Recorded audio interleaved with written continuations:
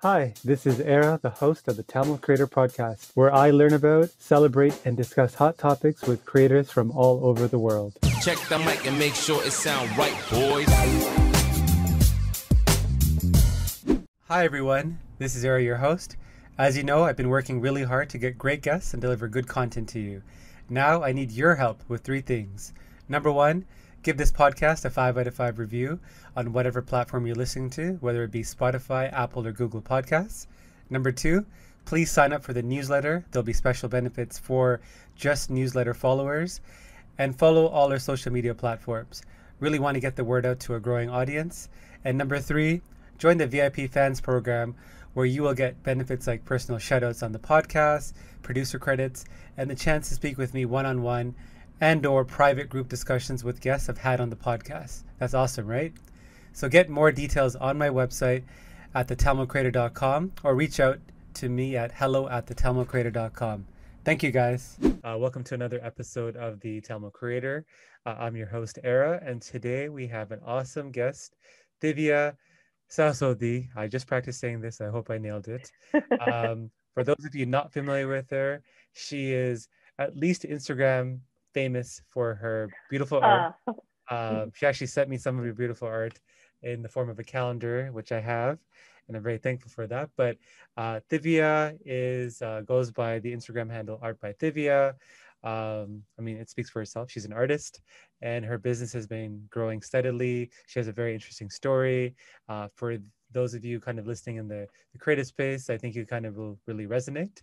How we actually connected, I feel like it's Instagram. I feel like that's what I love about social media.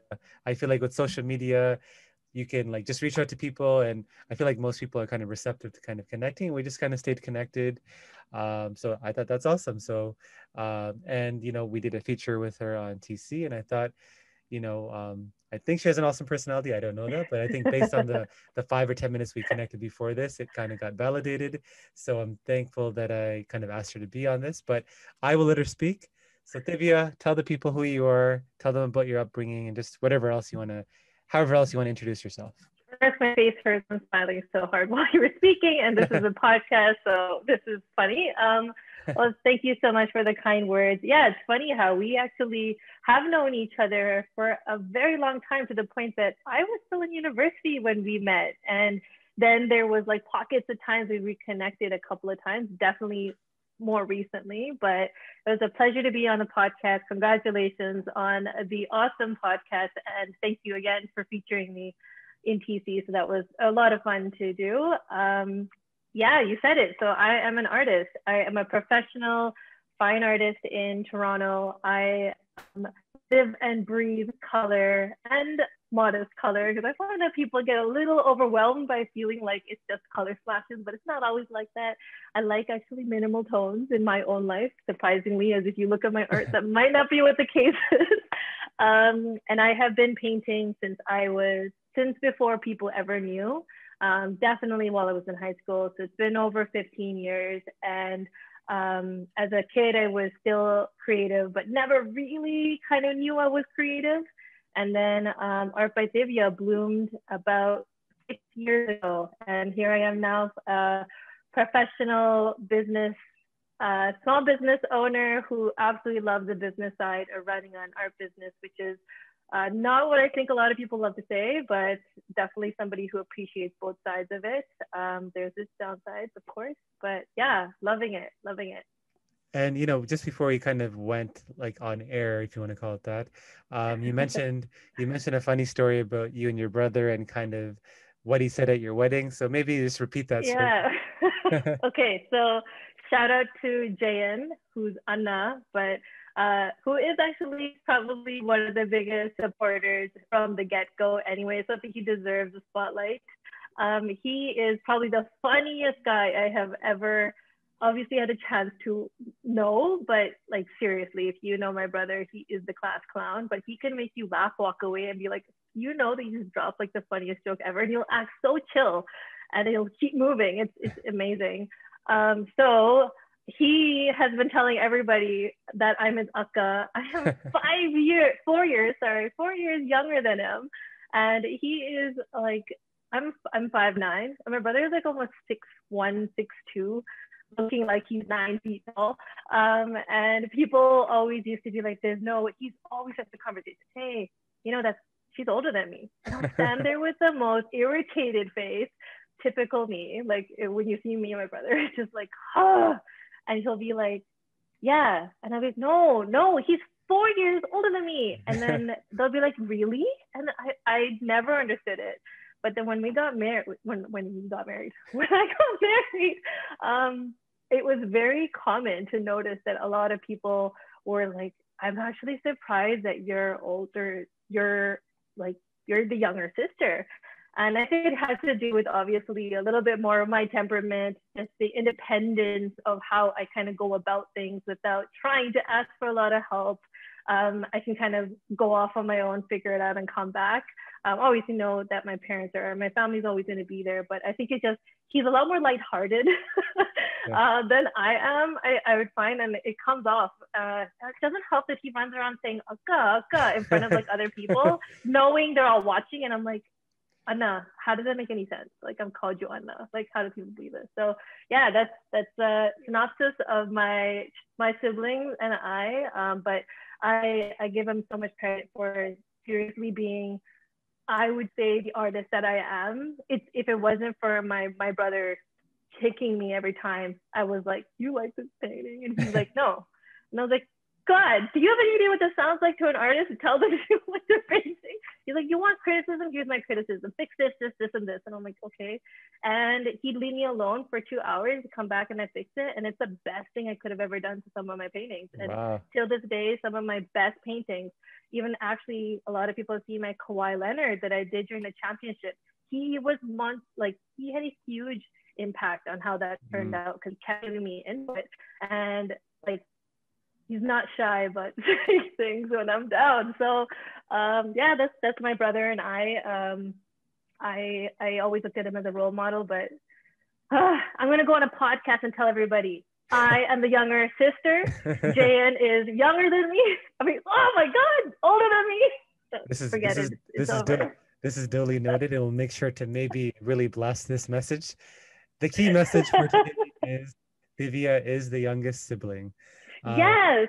That should be the title of the podcast, and then I will live happy. It's funny because like when you were telling the story, like I thought of like a funny sibling story. Like I have 2 brothers and a sister, and my brother, who's like 4 years younger, apparently a lot of people think we look alike, but he has like facial hair and I generally don't. And he's like, there's always people, like he always tells me, there's always people that come up to me thinking I'm you. So I was like, oh, do you tell them like you're not like me? And he's like, no, I don't. He's like, so he tells me every time. So every time they're talking to him, they're like, yeah, we should connect, blah, blah, blah. He just kind of goes along with it. And then he'll tell me after. Funny. And then I'm like, why do you do that? He's like, well, first of all, if they want to connect with you and know you, they should know how you look. Number 2, he's like, I'm not going to correct every single person that thinks I'm you. So yeah, it was okay. You know what? He's got a fair point on the first part, but it's not like you're meeting everybody all the time visually, like, in person. But damn, that is a very typical sibling thing to do, to set you up for failure. No, but he's probably the joker of our family. Like he's like your brother. Okay. So like this is something that he would do. So we should put them in a room. Yes. And set them up for failure and see if they can come out. They're probably still gonna do better than we do, like in a situation. Probably. They'll probably get along. They'll probably get along. Absolutely. I can already tell. So moving on from our family dysfunction. No, not really dysfunction, but something. No, that's fine. Dysfunction, total dysfunction. It makes everything more interesting. Let's move on to, what we're here to not mainly discuss, but, what you're known for, Art by Thiviyaa. Tell us that whole journey of like, dabbling kind of art as more something you did because you enjoyed it to, like you said, turning it into a business, which is not easy to do. And you've been doing that. So tell us about that. Yeah, absolutely. So I like to say that Art by Thiviyaa launched 5.5 years ago in 2015. And there was a day which was actually the turning point of it all, and it's kind of the story I love sharing. And it was, I had I had been painting for a while. Like I had secret paintings that I had at home. I had been painting while I was in high school, you know, out of university. And my closest friends and family all knew I was a painter. It was very common knowledge. If you knew me, you knew I was a painter. Not maybe because I said it. It was because someone else was next to me and introduced me and said, "Oh, and she paints." I never, ever introduced myself that way. And I felt very uncomfortable with the idea. I was like, "Oh, yeah, I paint." It was just because of this the way. But if somebody wanted to know more about it, I never stopped talking about it. I still probably don't. So good luck with the podcast. But but I loved it. I just wasn't confident. And what happened was a very, very dear friend of mine who is an incredible poet. Shout out to her. Name is My Poetic Heart on Instagram and is an incredible poet. Money Billy actually gave me my first call for submission, which is essentially kind of the application form for an exhibition if you're applying. And some of the call for submissions that you find are not juried and some are. So if they're not juried, they're kind of like a free, you're very easily able to maybe get accepted. You just got to fit the theme. You know, the gallery artist probably has a very specific model in mind and you can kind of fit in. If it's juried or sometimes if it's very particular, which this one was, you actually have to make sure that you're open to hearing the decline that comes through. So she sent me this call for submission and I was working, I still work full time and at that time was working full time and she sent me this call for submission and she's like, "Hey, I know you have paintings at home, so apply. I think you have some that fit this theme." Straight up told her, "Are you mad? No, I'm not doing that." I was like petrified. I wouldn't say terrified. I was petrified of getting, you know, professional artists and people who were in the industry who were going to judge my work. I was already kind of like, you know, 6 years into maybe a longer painting for a very long time secretly in my house. And, you know, I just had paintings up on the wall. So to be able to take that step forward was probably the biggest step that took me to Art by Thiviyaa, but it was the most uncomfortable thing till this date that I had ever done. And funny enough, the uncomfortable made everything successful. So I give her so much gratitude for believing that I could do it. And, you know, you got to have somebody by your corner that says, "Go, I don't care what you have to say, go get it done." And she did not take no for an answer. I applied. And even when I was applying, I was incredibly like, I had butterflies. I was really excited. I was nervous. I got accepted. Of course, now we're sitting here. So I did get accepted. That September when I got accepted and had my artwork up. And I love the story because it was in Scarborough. It was at Scarborough Arts. It was a beautiful gallery just that's almost overlooking the bluffs. It was the epitome of like what I had always would have wanted a story to start at, being someone who kind of grew up in Scarborough. And 3 months later, I then applied to the next one a couple months later, and 3 years after, I had already been in 12 exhibitions and I had been chosen as juror's choice in 1 or 2 of them and published in 2 books.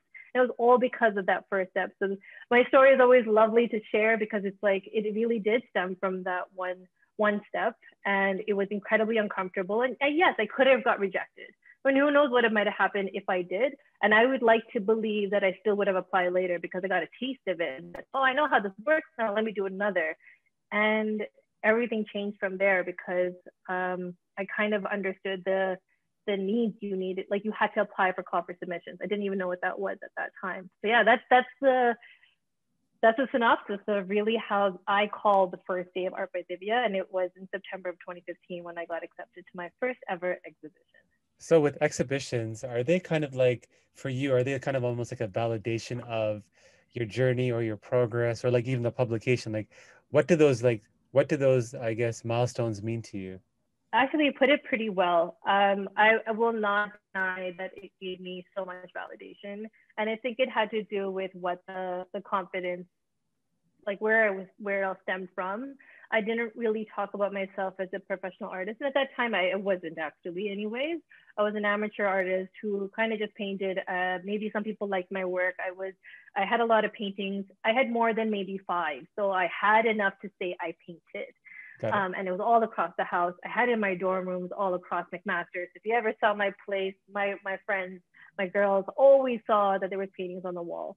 But there was something very different when I could be in the public realm in Toronto and be accepted by peers who were in the industry, who were also artists, professionals who were curating galleries. And listen, when I say that, I'm not saying you have to be the most amazing artist that ever existed, or you are the quality of the Picasso level. No, I'm not talking about that, because that's not what they're looking for. They're looking for something that fits their theme or their exhibition.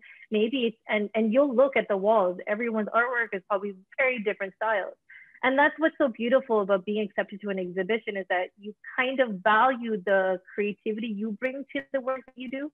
And all you had to do was kind of fit into the mold of what, you know, that gallery in particular probably wanted at that time. Or they may even stretch it because they love your work so much and like, you know what, it fits, I want to put it in because I love it so much. And they want to make sales too, right? So if you do put your work up, you can also sell your work. It made me believe that there was more out there. And it's not a world I really knew about until, I would say, Toronto showed it to me. Because within our community, I was very, like, I took on, you just soaking up so much of the classical art forms. Painting and visual arts in this form wasn't exactly the most cultural, really related art form. And I think at that time, it's just something I just needed the outside to tell me, how do you perceive my work? So I would definitely recommend that if you're an artist and you have your family and friends who love your work, you're probably incredible and you don't give yourself enough credit. And then you go out there and you're like, hey, you want to see my work? And a complete stranger, and they're like, this is amazing, I love it. It's like, what? And everything changes because it's just somebody else telling you it, and you look at it differently, which is, being very honest, it's unfortunate the way I kind of looked at it, but it's just the way I kind of grew up. I was a typical, I did Sangeetam, I did Bharatanatyam, I played the violin, I loved the flute, I wanted to do that. It's probably the only instrument I never actually learned properly that I wanted to do. But painting wasn't exactly, you know, the most accepted Tamil art form out there when you're looking at all of the other beautiful art forms that's very celebrated in our community. Well, at that time. Well, the analogy I kind of think of when you talked about like outside validation helping you or giving you confidence is, it's like when you make your own lunch or your mom gives you lunch and you go take it to school, or like your friend has a sandwich and it's probably the same thing, but just because it's your friend's sandwich and your mom or dad didn't make it for you, it tastes so much better. So Yeah, I completely yeah. get it. Yeah. It's kind of like tunnel vision, right? Like you think everybody is blinded, or you know, they've got goggles on, so they're like, they love it because they know you, you know, you're passionate about it. So there's all this like extra factors that go into somebody else. But when you get somebody who's raw, doesn't know who you are, you send an application and it's a photo and they accept it, you're like, oh, I am awesome. This is amazing. It's not what I thought of myself, but you know, it grows. So I always, anybody who asks me, hey, what's your biggest tip? I'm like, apply to exhibitions. You'd be surprised the world that opens around you, because your social media and, like, you know, the stuff that's happening in your little bubble is not all of it. Like, there's so much more out there. But mine happened with one call for submission, and it transformed everything for me. So thank you, strangers who accepted me out there. I appreciate it. So tell us about, like, you got exhibited, all that, but tell us about the first time you actually sold the painting. Maybe it wasn't via Instagram, maybe it was, but I would love to hear one of those stories, like your first painting. How did that? Yeah. Oh my God. You know what? It's funny to talk about this now, because a couple of months ago, I got to see that painting again. And it was the most incredible, I feel like all I'm doing is giving shout outs, but you know, so my first painting that I sold was a couple of months after kind of all of it got started. And I didn't really have, when I say Art by Thiviyaa started, I wouldn't say I necessarily knew it was a business right off the bat. I didn't look at it that way. It was just a way for me to start sharing the art that I already had, and I realized I probably should make a different page for this, and things kind of opened up from there. And when I was in one of the exhibitions, the beautiful part about being in an exhibition is that sometimes you intentionally make new art because of the exhibition, because you're like, I want to apply. So I was always known as somebody who like had the time to create something new for the sake of it, or like it just wasn't where my time was at, and I definitely wasn't, you know, running a business. I wasn't looking at it the same way. So I made a painting for an exhibition, and it was this cool like forest with the sunlight beaming through it, so you could see it in between the trees with this garden view. And I had it up in the exhibition, and then I sold it outside of the exhibit. So like it was still in the exhibition, but I sold it to a friend who reached out to me because I had a Facebook page at that time as well, and said, hey, I would love to buy that. And I was like, Wow. hell yeah. And what was awesome is he was a friend of mine from McMaster. We were both in the same program, and we had stayed in touch, but he actually, it was really cool to be able to sell your work to somebody who also valued it the way I did. And we both came from like a biology and environmental science background. So he was like as green loving as I was. And this piece was very green. And green. As an artist, you'd think I'd have more words to explain my work, but no, it's green. No, it was very colorful, but like, it was cool to know that my first piece went to somebody who valued it and understood it. And he actually moved to Vancouver recently, and he kept the painting actually here in Toronto during the last couple of years. I think during the time he had moved. And without going into all of his stuff, he was like, can you help me ship it? So his family had to drop it off at my place to be able to help ship it and package it up together. So I got to see this painting after 5 years. At the back of that painting was still the card, and old business card that I had left for him when he bought it, saying, you are my first, like, I had sold artwork before, but they were custom work. So this was my first original painting that I had made that I felt was a very different sale. And it still stays true with you. Like, it's been 6 years, but that was still one of my favorite sales I have ever done, because when somebody buys your work, anybody, doesn't matter what kind of a business owner you are, you'll always remember the first people who were there, because they're not buying it just for you, the product. They're buying it because they believe in you, and they're like, I want to support you as well. So it's cool because he's like, nice to know that I was there at the beginning. He kind of gloats about it a little bit now, which is so cool.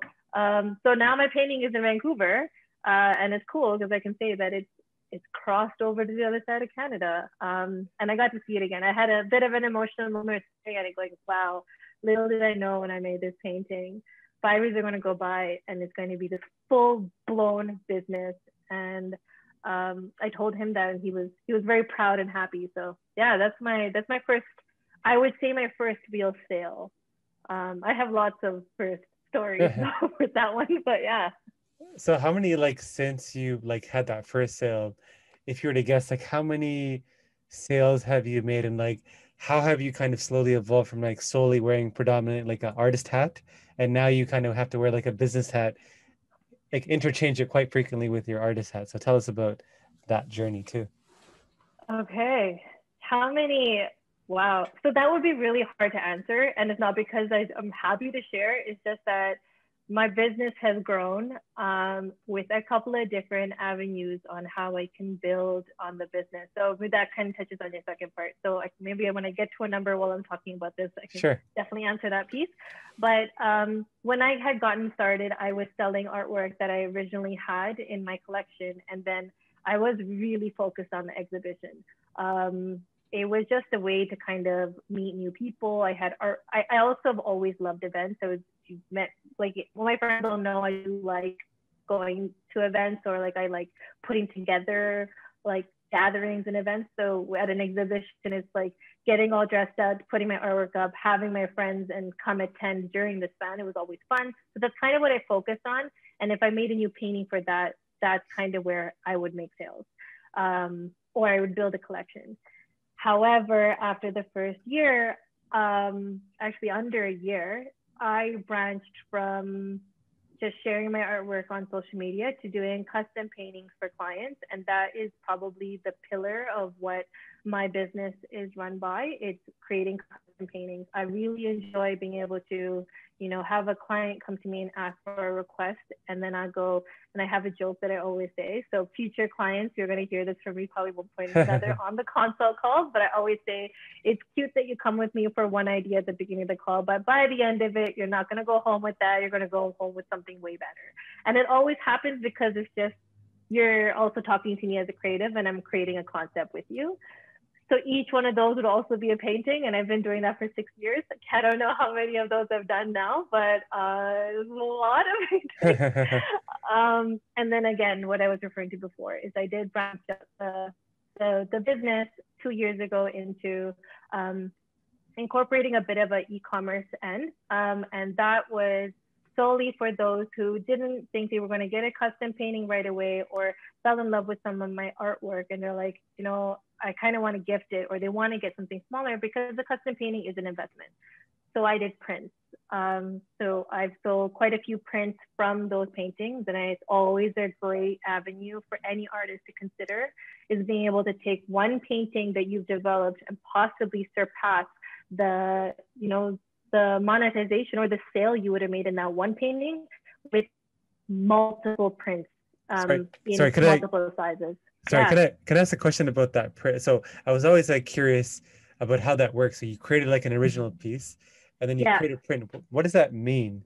Because so it basically means you got a reproduction of the art piece. So paintings are still better. I want to put that very strongly right now. Paintings are still better because it's an original piece. But hey, maybe you want to find an affordable way to be able to have an art piece.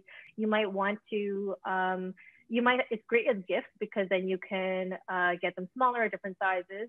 But essentially it means you would take the original painting, the print will look almost identical. I say quote unquote identical because obviously you're not getting actual paint on it, but it's like it's printed on archival paper, archival paper, which means that it is high end. It can take the test of time. It's tested to be able to look as, like, you know, textured and as beautiful as being able to get a painting without getting a painting. Sorry, I'm still confused. So like they take a photo of your original piece and then okay. So if I were to go out through the entire process, we'll be here all day. But essentially it is a photo or a scan of the painting made into a print, and then adjusted to whatever sizes that you obviously want. And then some people, what they can do is make it a limited collection. So you'll only sell maybe 100 or 50 of that particular print, or sorry, that art piece. And then some people will just have it open-ended, so they'll just sell forever. So they'll have it on their shop forever, and they'll be like, you can buy the Toronto skyline, and it looks almost exactly like a painting, but it's a smaller version of it as a print. So and then you said it could be printed in a way that it feels almost like it's paint, like it has like layers to it. You're saying too. Yeah. So that's really quality. So you got to make sure that, and I think this is what a lot of people I find in my DMs contact me about, or like young artists who are getting started. I wouldn't really say young, any stage, but if you haven't gone to the print game, it can be a little daunting. It took me 3.5 years to feel confident to the point that I was going to start doing prints. It shouldn't have to take that long. It's just that it can be very nerve-wracking when you're doing prints, because imagine doing a painting and hoping that if I sell you a print, that it has to look as good as the painting, and you put all your love into the painting, and your quality of the photo, the details, the textures have to somehow show through on a print. It's not as complicated as like it needs to be, but if you don't perfect it, you're not selling great work, right? It can look subpar, and people who are buying a print just want the print. Like, you know, they're not going to ask questions. And if they see it and they're like, you know, this doesn't look that high quality, it looks like you took the photo with your phone, for example, they're going to know. So you have to make sure that when you jump into the print game, you take the same amount of time into your professional high quality work, as you do on the original piece, because, people are buying it at affordable price, but that doesn't mean they should be getting, gypped on what they're getting at the end. So what's your most popular print so far? My most popular print, okay, I actually have two. One is called Dip Your Toes. It's this beautiful abstract, like teal, navy blue, gold, oceanic vibe. It's on my, it's a podcast, but it's on my wall. And it's really, it's been popular because people just always love it, and it's so vibrant. The second one is definitely my spirituality collection, or my Hindu collection. I have two Ganeshas that I've painted in very, very different styles. So one is more silhouette, very minimal, and the other one is full-blown details in, like, Ganesha is in levitating through the universe with energy coming out of him, and it's beautiful. And those two, I think, have been very popular because it was very particular for me even when I painted it. If you look at its hand, it says Om in Tamil, like not in any other language, which I found was a little tough to find if you buying like a similar Ganesha print. And it's art, right? So if you're not like, it's a great gift, but then it's also you're giving a gift, an art piece as a gift, but then you can also hit on something that is personal to someone else. So that's been probably the most popular. And I mean, I've got a story behind how that was made too, but yeah, it's very surprising what sells well. And then the third one is the Toronto skyline, which that one does incredibly well because I don't really have to explain that. Well, like I'm always their fascinated. Hometown. Well, I'm always fascinated because like as someone who's entrepreneurial, like I'm a fan of like doing something once and then getting paid for it over and over. So like I like things. Yes.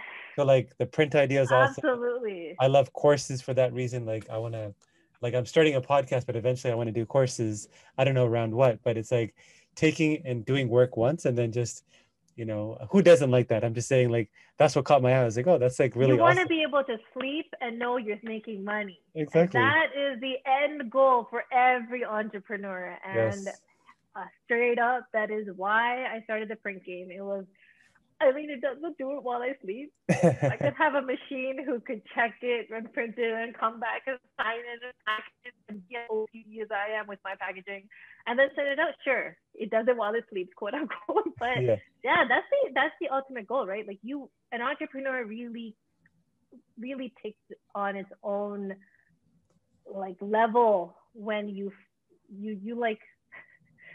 level up when you get to the point where you can be like, I was able to do stuff while I was sleeping and I didn't have to be there while it was being made. And yes, it can be a little tough as an artist because, you're physically making the items. You can't reproduce it. You don't have a manufacturer. You are the person making every single product.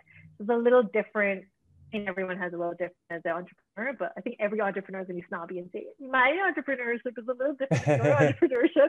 But like, it is a little different when I have to physically make my products and I can't have somebody else make it. Yep. But if you can find, there are ways, and I think people don't really look at that, is as a creative, if you can find ways to be able to streamline and broaden your, make it multifaceted as a business, that is the ultimate goal. And I straight up say that has been the decision I had in mind for a while now. And I have been putting the places, like the steps in to be able to do that. It's not easy. You don't sleep, but I'm feeling like, okay, I've now hit one or two or three different avenues of how Art by Thiviyaa can become, has income streams, and where's the 4 and 5? And that's where now I can think about it. And yeah, the course, like, man, courses are blowing up right now. Everyone's like found a way to be able to sell their skills. So Ara, let me know when that course comes out. Well, I had a question for you because I mean, as you're talking, it was one of the questions I wanted to ask you, but I didn't send it to you, but it's around NFTs.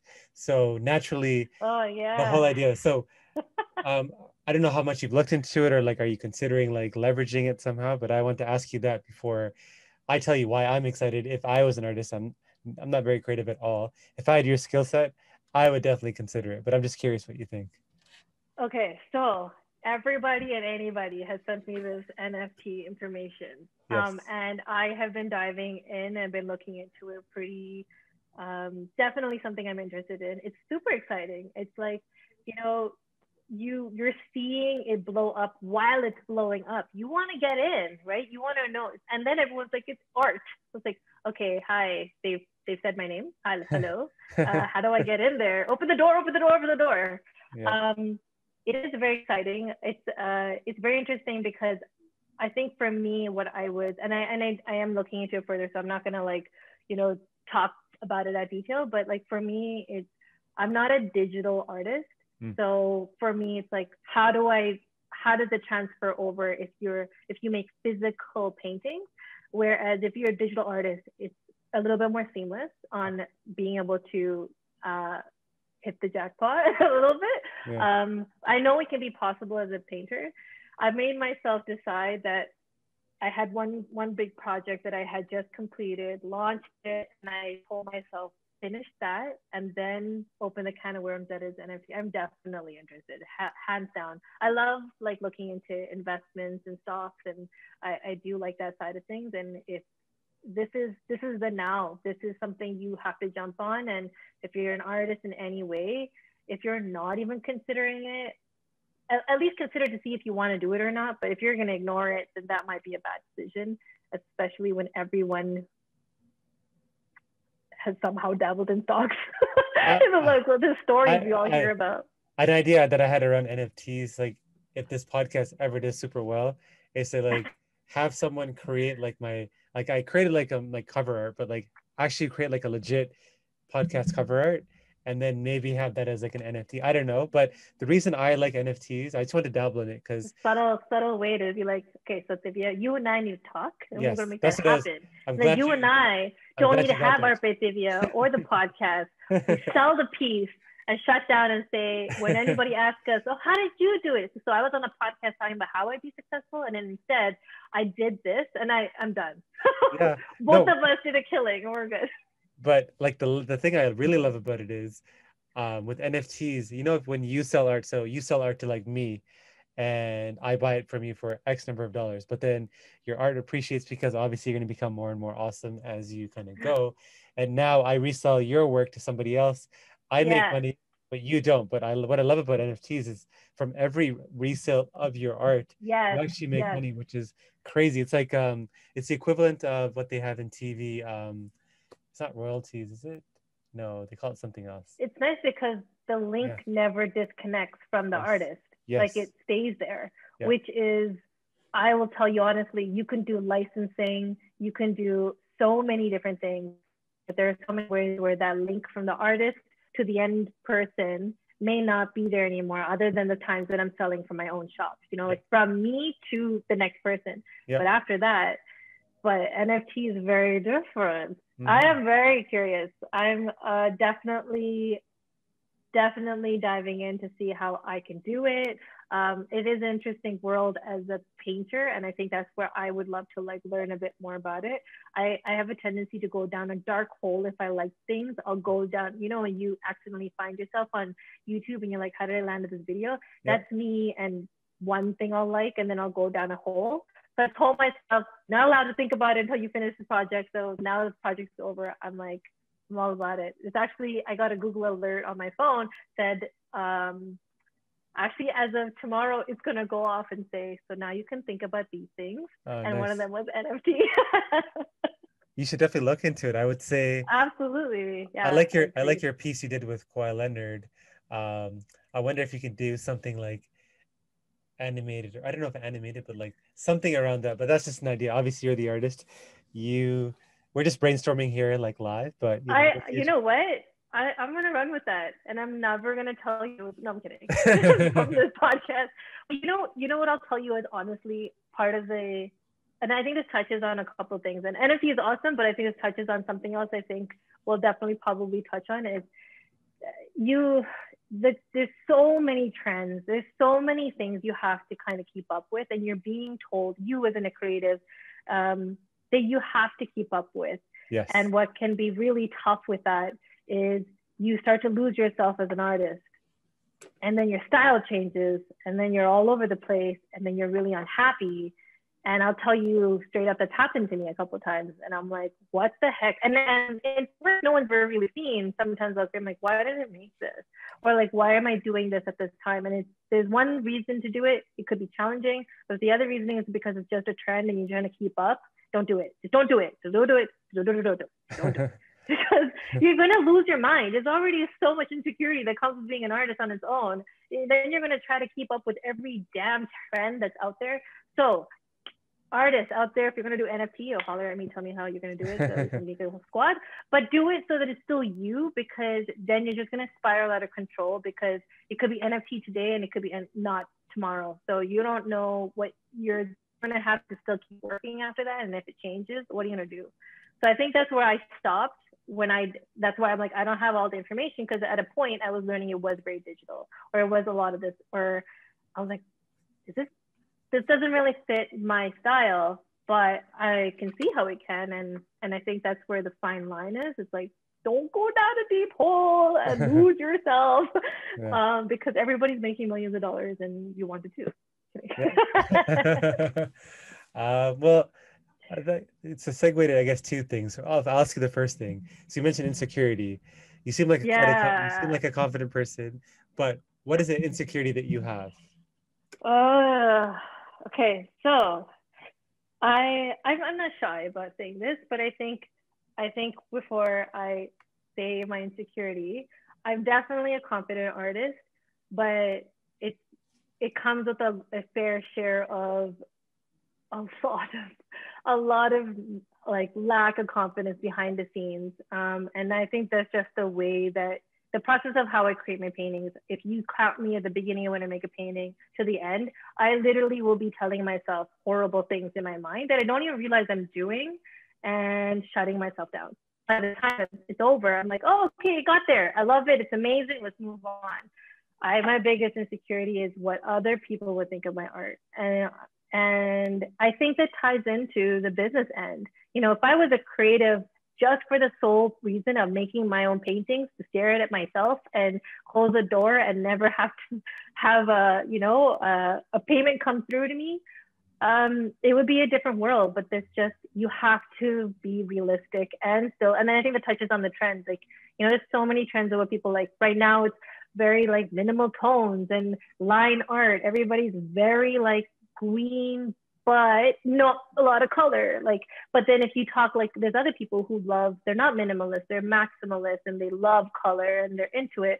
And you can find that you're trying to cater to one or the other.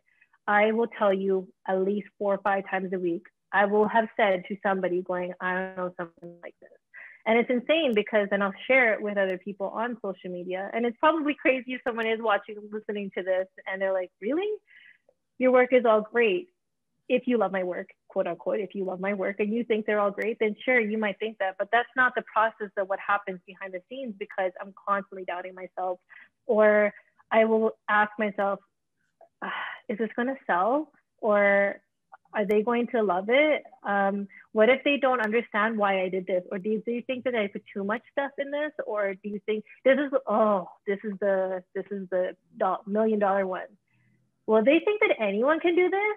Oh my God. The amount of times that I will believe somebody else will look at my art and go, I could do that too. And it's like, sure you can. I'm sure you can. And it's amazing, but you did and I did it. And this is my work. It can be very discouraging. I am confident in my work, but I believe that, I don't want to play this like, you know, the troubled artist card, but like part of creating beautiful work has to do with the trouble that comes with it before you make it, you know? Good point. Some of my best works that are before like the last couple of years, when I got started, it came from some of my moments when I was so sad, or like I was like fighting with a friend in high school or something, and secretly in a corner, and I would just like, I would be painting. 7 hours would go by and I would have finished the painting and I'd be like, oh, I feel better. But it came from those moments. So I think my insecurity is, you know, the fear of what other people will think of my art. You're running a business. You're hoping that, you know, the sales will reflect not just what they like, but that they understand that the work that you're putting in, I pour my heart and soul into my art, and every single piece is not done in a moment and I walk away. I would have worked on it for a month on end, or the concept before I even pick up a paintbrush. I have been thinking about how I'm going to do it. But what can stop you is that fear. And I read this incredible quote. I don't know if I'm going to remember it perfectly.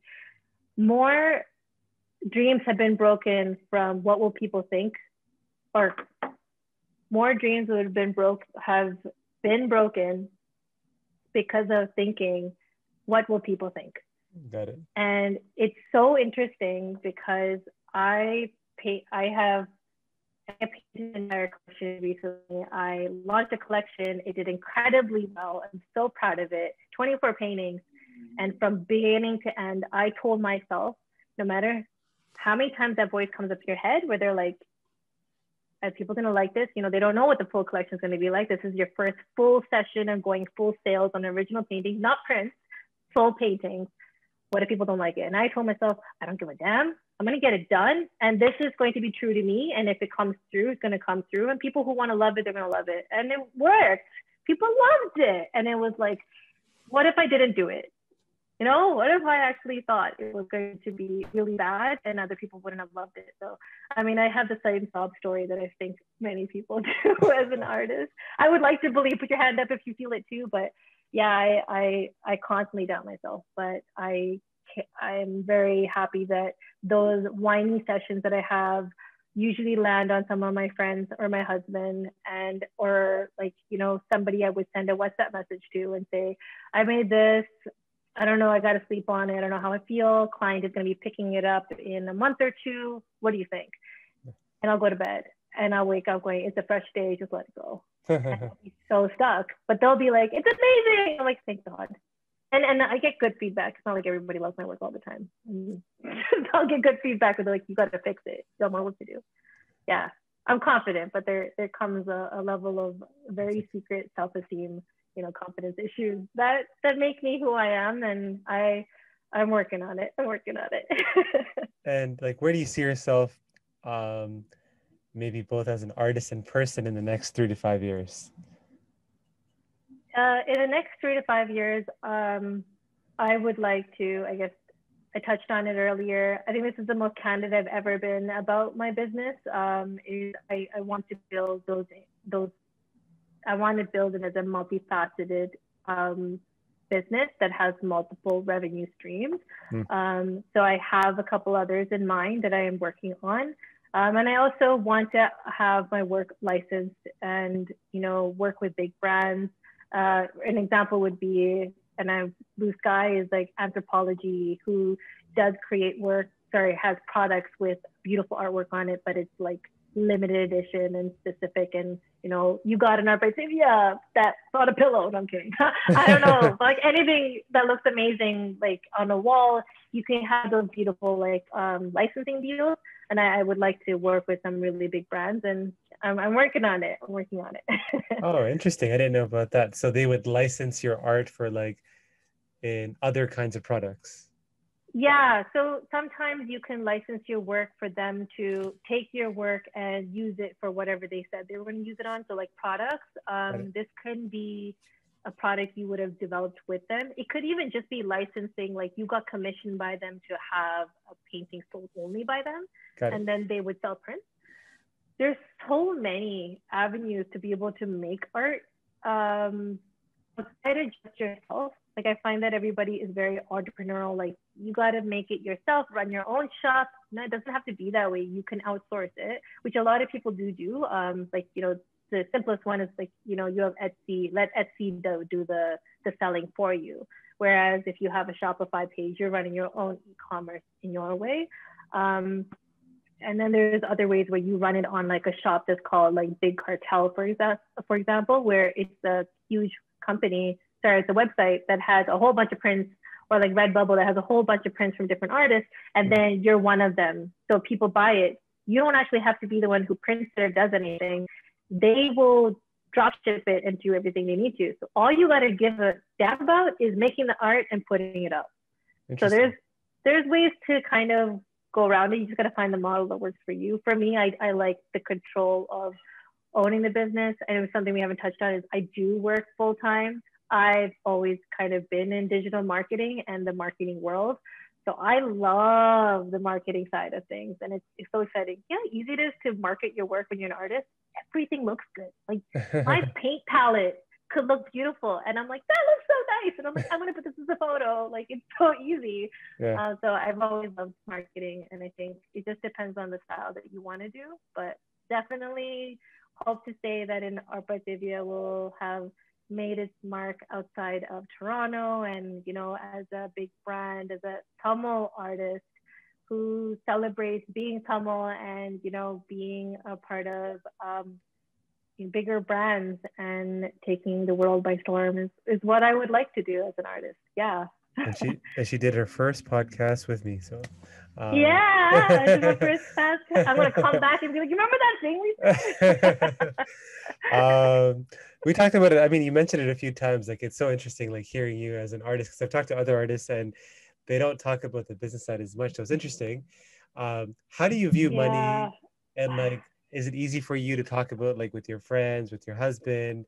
Like, what kind of investments are you looking at? I'm just curious. Yeah, tell us whatever you're comfortable sharing. I love this question. And you know why I never shy about talking about the business side? It's because I think, and I'll say within our community, I think there needs to be more association with the business and the art.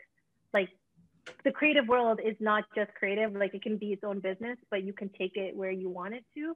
And some people might not want that, and that's totally fine.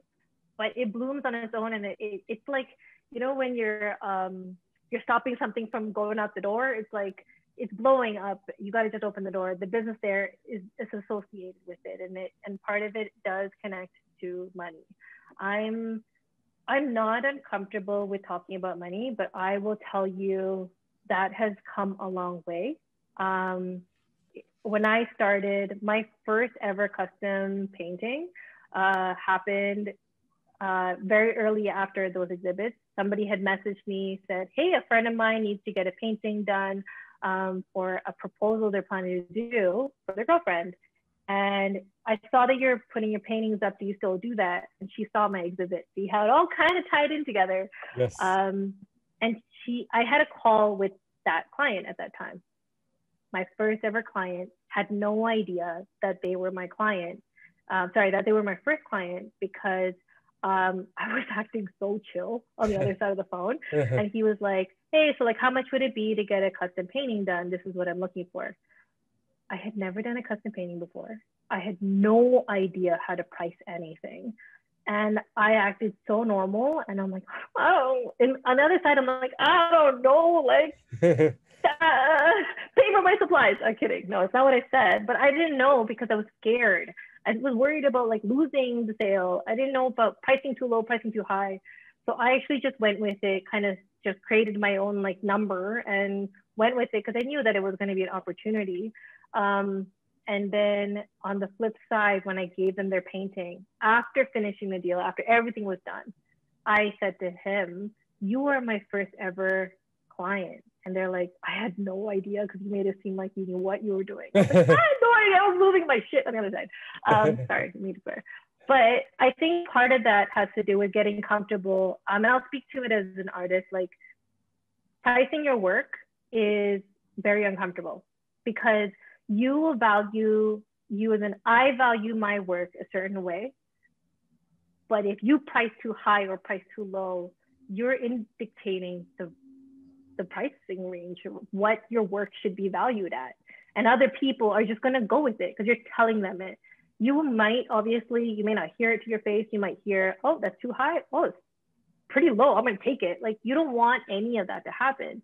But I think what the most important piece of pricing your work and a monetary component of running an art business is, just at least for your paintings or your physical visual art pieces, whatever it might be, is that you need to price your work for profit and sustainability. And I think that all kind of ties into some of the learnings I've learned from artists that I've seen grow that are way, way bigger than I am. And part of it is just, if you value yourself too low, no one else is going to value you any higher, or like, you're just going to be stuck. So I learned very early on to respect the work that goes into my art, and the clients will come with that. And I'm happy to say that that was definitely a work in progress. It's not something I went in like, you know, egotistically, and I'm just like, I'm going to price like crazy, because you obviously, you know, what I'm saying is you're dictating the price point. So if you want to go decent, you want to go with a pretty strong price point, but you obviously don't want to scare anybody. That has grown over the years with my skill set. So I've always said, when you get a painting from me, you're supporting a young artist, a local artist. Years from now, I would like to believe you're owning a piece that is double, triple the amount that it was worth when you bought it. And that comes with supporting an artist. And I'm very honest about that during my calls with all my clients. You know, it is on my shop. This was my first time I sold my artwork for original paintings, which was priced very differently, because I think that I was scared about it too. Whereas custom paintings are a little different, but I'm not scared about talking about pricing my items, because, you know, there's no benchmark provided. Like, you know, there's a lot of products out there. There's a bit of a benchmark for maybe clothes and stuff like that, but your artwork is your artwork. So if you're an artist and you don't know how to price your work, here is the question that you should always ask yourself. How much are you comfortable with letting go of this painting or this artwork? And if you let it go at this price, are you fine? And second question is, if the number doesn't make you uncomfortable, you're too low. So those two have helped me quite a bit. And I've heard this different tip in many different ways as I've grown, and that has helped me run my business. I'm not, I think, coming back to your question about how do I look at money, I would like to say I'm still as hippy-dippy about my art. Like, if somebody has owned my art, my number one thing that comes to my mind is there's a painting on somebody's wall. The price point comes with it afterwards. Okay, I got a payment, it's in my bank account. That's after. And I'm happy to say that, because it means I'm not jaded and I'm not burning down like my passions. But I think it comes connected to, why are you even doing this in the first place? Because if money is the reason, you're not gonna make it. Not gonna make it, you're not gonna last. I think you could definitely agree with that, Ara. Like, if you're doing it for being an entrepreneur because you think you're gonna hit the jackpot right away, walk away, because this is not the way to do it. Because you are gonna be stuck in holes, you're gonna be scared, you're gonna be like, I need a rule book. No one has a rule book. You know, everyone's figuring it out themselves. So my easiest thing to do is price myself from the get-go for all my pieces in a comfortable model that I feel comfortable with. And every painting is different for me. Again, I'm talking about custom paintings. It's very different when you get an original painting that's from a collection, you know, built out, whatever, so forth. But on a custom painting, if I can get the number out of the way, I know I'm happy, because Business Thiviyaa has done her job properly. And now Art Thiviyaa can just, I should have just said Art By Thiviyaa. Artist Thiviyaa can do her job and freely feel comfortable that she is being valued. I think that for me is how I balance both. I can't be a happy artist if the business part of me has not done her job from the get-go to be able to price my work. And if it has to happen the other way around, I know the other person, the business side of me, has to pick up the slack. If I put way more hours and time into a painting I never anticipated happening, price yourself accordingly, find out what happens, and the people will come. The people will come, because you're putting it out there. So I'm not scared about it. So if anybody wants to talk about money, business, and you know how that works with the art world, never be shy about it, because you should feel confident about the work that you do, because people will value you more for it. I get geeky about this stuff. In terms of your personal legacy, what would you say that is? Like, how would you want to be remembered by your friends and family? Mine is really simple. I want to know that in any way that I showed up in their life, I made a positive impact. I made them feel something. I made them feel like they were loved in any way. And that's part of why I love painting. It's like, I don't even have to be in a room. Oh, sorry. I don't have to be in the room, and my art could be giving them so much joy or making them feel something. Sometimes that's not always happiness, but that could make them feel something and feel moved. So regardless of how I showed up in your life, I hope that I serenaded you in some way or another with love and kindness, because you got to leave the world better than you came in it. And so what's a piece of advice that you would give to your fellow, Tamil creators out there? There are so many amazing creators out there that there's enough of us and the table is big enough for all of us. I think my biggest tip is don't ever look at another artist, creative, entrepreneur, whatever it might be, and think that you're in competition with that person. They're in the same niche as you, perfect. Ride and like feed off of that energy and get excited that they did well, because I'm going to tell you straight up, if my collection of artwork or my custom paintings do well or my booking do well, that means you'll do well too, because that means that the industry they want people like us. So you shouldn't look at it going, she did it, damn it, like how did she do it? Or like look at it in a poor negative way. I think my biggest advice is don't look at other creatives as if they are your competition. Look at them as they're part of your beautiful community and you're all part of this, and not sisterhood or brotherhood that is kind of badass, like we're amazing, and there's more of us that make amazing. Like I feel so grateful to be a part of such an incredible community here. Toronto's on fire. Like Toronto's on fire with the creatives, and then the Tamil creatives, man, we're amazing. And I say we because I am proud to be among them, but they make me as good as I am. And I think my biggest tip is don't let it bog you down. It should lift you up. You can tell how passionate she is because she's at a bar. I get a little intense about everything. This is why I'm a painter. So that concludes the serious part of it. And, there's a ton of stuff in there. Like you packed a ton of stuff. I love the fact that we talked a lot of business about, a creative arts focused business. So now we'll get into something. It's a new version of a game that I created. It's called Creator Confessions. And basically I'll ask you questions that are it's supposed to be a speed round. So I'm going to ask you a few questions and then you just kind of tell me first thoughts. Cool? You know how the fear of what Thiviyaa will say when I'm uncensored is terrifying. But okay, go. But exciting. So let's do this. Exciting. It is exciting. Okay. I'm sorry in advance. Favorite Tamil food? Roti. Favorite show you're watching right now? Oh, I kind of don't want to admit it. This is what I like to hear. Tell the people. Okay. I took too long on this one. Not too bad. Okay, so the New Girl is my favorite obsession. I've already watched it, but I've also my secret one that I was kind of like not trying to admit was I don't know how I found it, but I watched Below Deck, and it's like this reality TV show about like people who are on a boat. They're working on a boat, and they're like yachties. So like they're staff and they have like their charters happen, but it's in the most incredible Caribbean seas. Really just watch it because I want summer to happen. So I'm watching it, but the drama's really funny too. But yeah, it showed up on my Prime and I'm stuck watching a season right now. And this is pretty good. We'll go with that. Reality TV. We'll go with that story. You accidentally found it. So I know you love to travel. So what's a place you're itching to go to after the pandemic is over?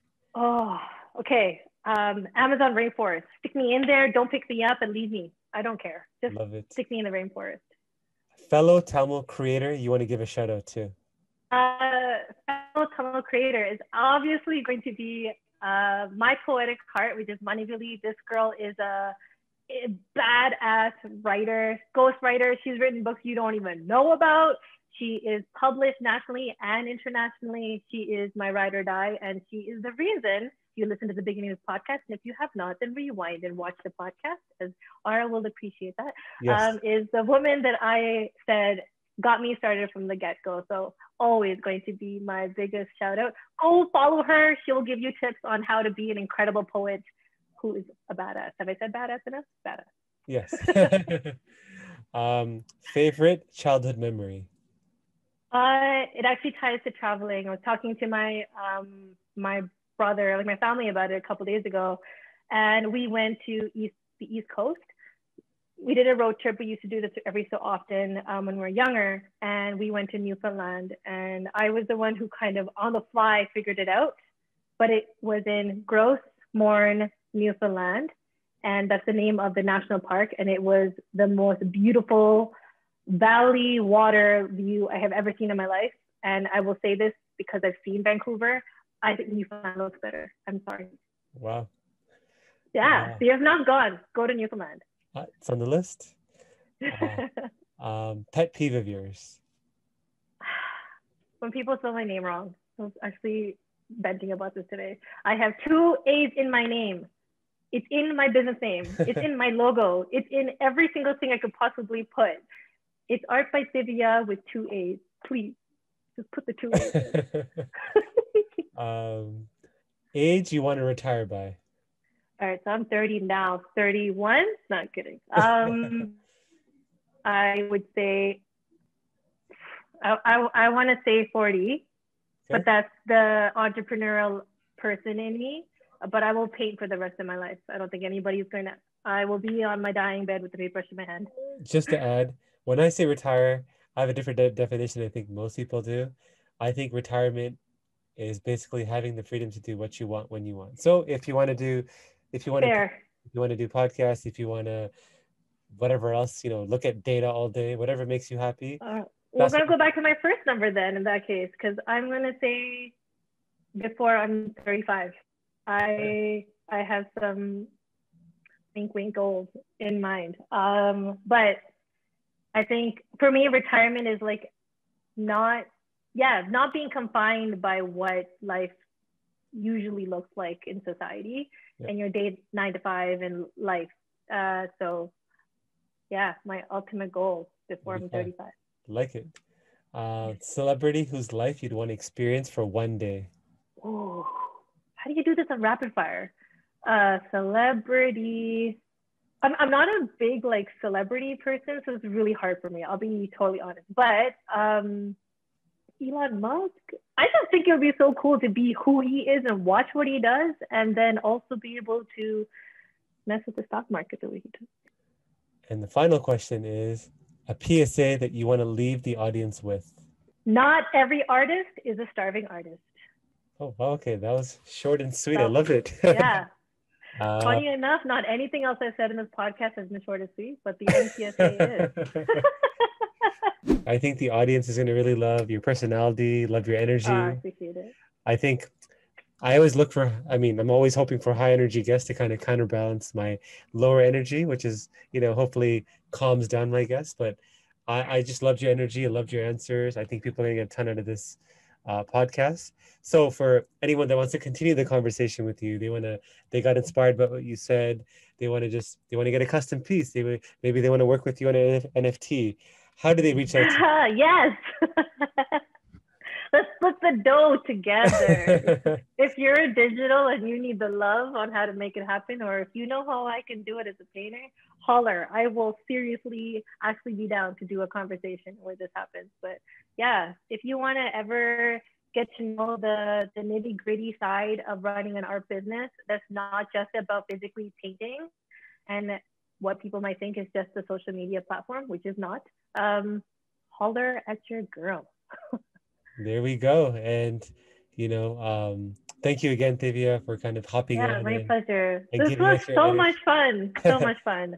And I love the podcast. I'm so excited to see the other creators that you bring on. And I've been following a lot of what you've been doing. And you say I'm passionate, but you're a very, very passionate guy in this community. And you definitely lift up others. So as someone who says, everybody is not your competition, you are definitely one of those badass creators that I was talking about. Like, Ara, thank you so much for having me. And yeah, if you want to talk about art, I will talk on forever. So I'm glad that it came off like I love what I do instead of yapping for so long, because I'm sure my husband, shout out to Prashant, who will tell me you could have answered all those questions so much shorter.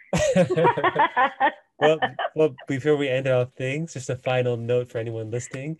If you can give this podcast a 5 out of 5, it would really help increase our visibility on whatever platform you're listening to. So that's Spotify, Apple, or Google Podcasts. And if you could comment, share, and like our stuff, especially share on Facebook, Instagram, LinkedIn, and Twitter, that would be awesome.